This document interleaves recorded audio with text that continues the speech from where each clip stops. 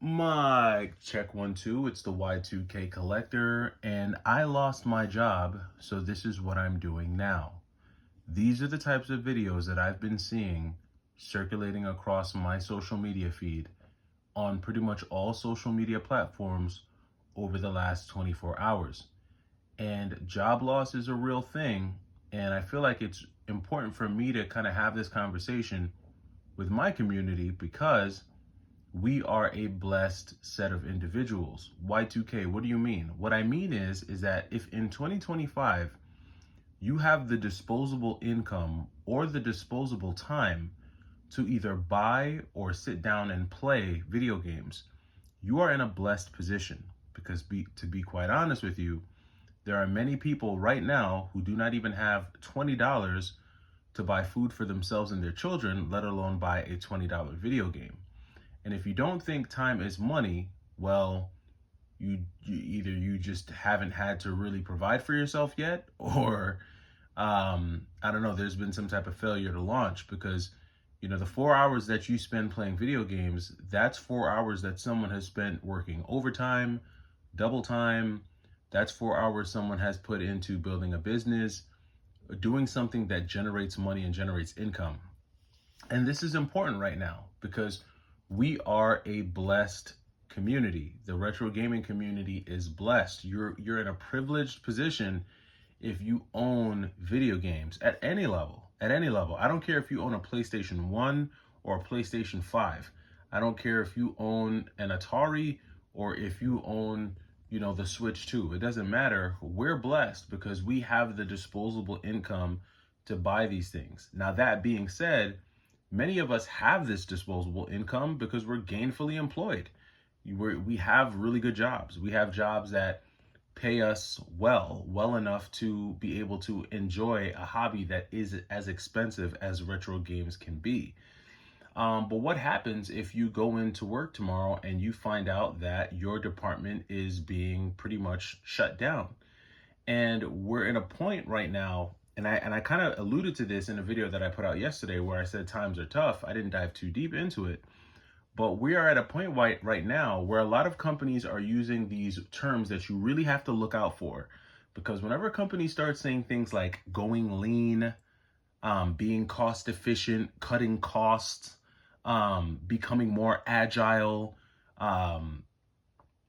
becoming more efficient, more cost effective.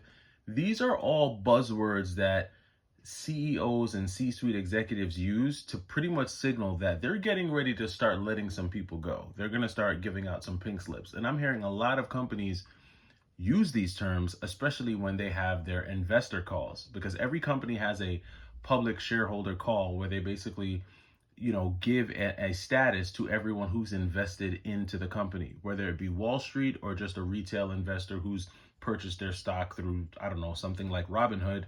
Anyone who's invested in the company is a shareholder, and so they have to read out on the performance of the company. And companies owe their loyalty is to their shareholders, not to the employees. And one of the things that shareholders want to hear companies outline is what they're doing when they're not growing, when they're not generating income. And if a company isn't growing, one of the fastest ways to stay profitable and stay on the green side of the ledger is to cut costs. And usually those costs come from cutting human resources. And so if you are a video game collector and you're someone who's employed by these companies, I think that it's smart for you to have a game plan, to have a strategy as to how you might pivot should you wake up tomorrow morning and find out that, hey, you no longer have a job. Now, one of the things that I'll be transparent. There are a few things that I've done and I have been doing over the last 5 years to somewhat prepare for the event of an unexpected layoff. One of the things that I think people can do is invest in yourself. And that's such a very cliche term. But what I mean when I say investing in yourself is try to get licenses for things that other people don't have. If you can get your drone pilot's license, that's an easy one to get. If you can get your real estate license, that's an easy one to get. Maybe a mortgage broker license, if you can get that.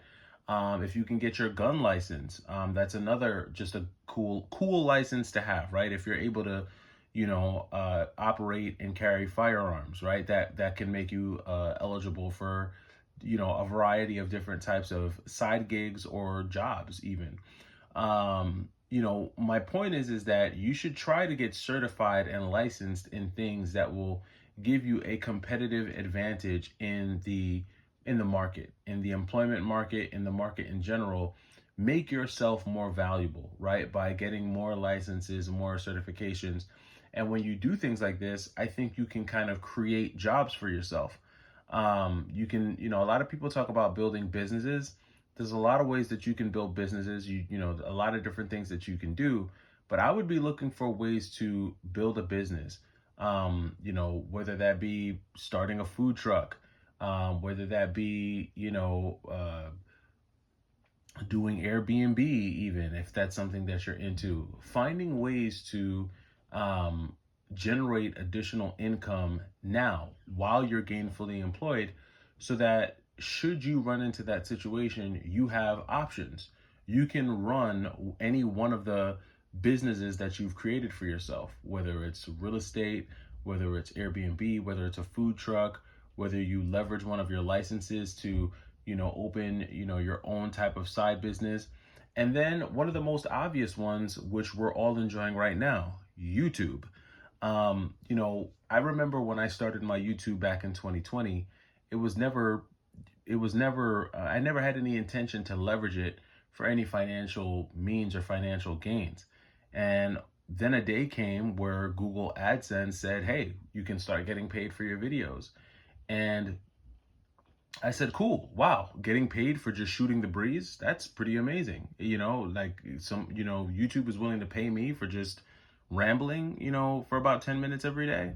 I thought that was pretty cool. And that's a big part of the reason why my video format for the last 5 years has been this, because, me pointing the camera at a box of games, because I never really intended on building any kind of YouTube empire and, having this amazing YouTube production.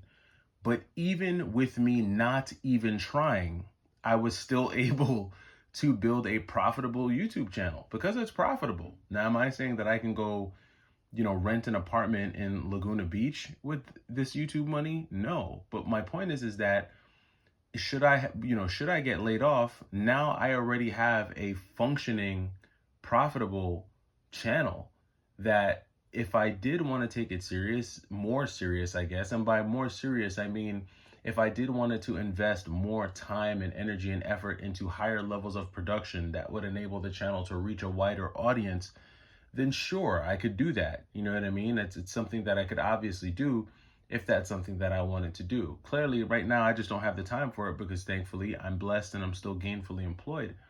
But YouTube is a great avenue that I think a lot of people overlook. I think a lot of times because they're afraid. They're afraid of a lot of things. They're afraid of putting themselves out there. They're afraid of a lot of things. Listen, I've been on YouTube for 5 years. My channel has been faceless for 5 years. I've done nothing but point my iPhone at a box, the floor, or a shelf for 5 years. And we're over 8K. We're over 8,000 subscribers, which is small change, right? Because you've got people who've got millions of subscribers, tens, hundreds of thousands of subscribers.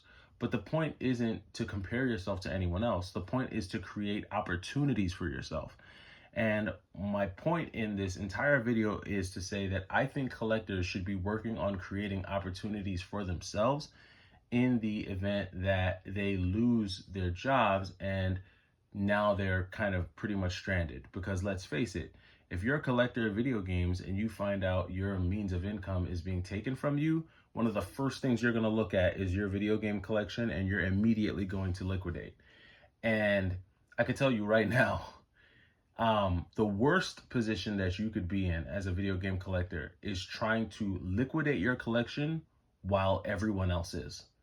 Because that is going to be the point where you get a lot less for your collection than you would have 6 months ago. I remember when Gamers Manual, and shout out to Gamers Manual, I follow his channel. He's a really cool Collector. He always gets these amazing finds, and he never stops saying later. I mean, later. Like, that's his tagline. Love it, right? Cool dude. Um, and I remember when he decided to sell his entire collection and he sold it to Chase, I'm sure that there were probably people who were looking at him like, man, what are you doing? Like, why would you do that? You know, but I think he had the right idea. He was in a position where he was able to leverage his video game collection to get an even bigger and better asset, which is a home, right? Like, he bought a house.